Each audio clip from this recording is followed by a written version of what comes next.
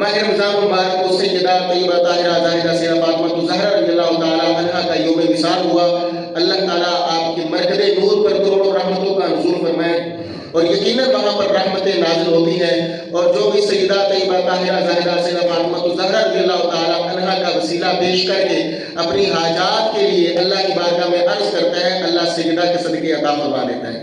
کوئی پریشانی ہو، مصیبت ہو، تکلیف ہو، 2 رکعت نماز نفل حاجت پڑھیے سیدہ کے ایصال ثواب کی نیت سے کہ یا اللہ میرا فلاں کام نہیں ہو رہا ہے، یا اللہ اس کے لیے آسانی پیدا فرما دے۔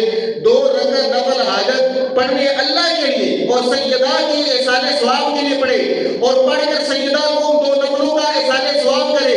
ایصال ثواب کرنے کے بعد اللہ کی بارگاہ میں سیدہ کا وسیلہ پیش کرے، اللہ تعالیٰ اس کی ضرورتیں پوری فرما دیتا ہے۔ اور آج تیسرے روزے کی نسبت سے جان و مال، عزت و آبرو اور کرب و غم سے نجات کے لیے، جان و مال، عزت و آبرو کی حفاظت کے لیے یہ وظیفہ لے لیجیے۔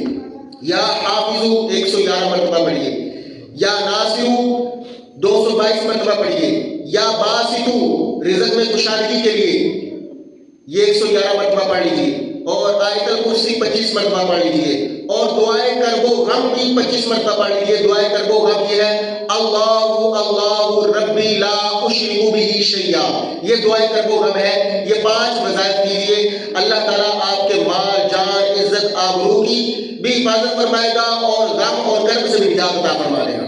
کیا کرنا ہے؟ یا حافظو 111 مرتبہ، یا ناصرو 222 مرتبہ، یا باسطو 111 مرتبہ، آیت الکرسی 25 مرتبہ، دعائے کرب و غم اللہ ربی 2 مرتبہ، اللہ کہنا ہے، پھر ربی کہنا ہے، پھر کہنا ہے لا اشرک بہ شیئا، اے اللہ میں تیرے ساتھ کوئی شریک نہیں ٹھہراتا ہوں۔ یہ دعائے کرب و غم ہے، تو جو اس دعا کو پڑھتا ہے اللہ تعالیٰ غموں سے نجات عطا فرما دیتا ہے۔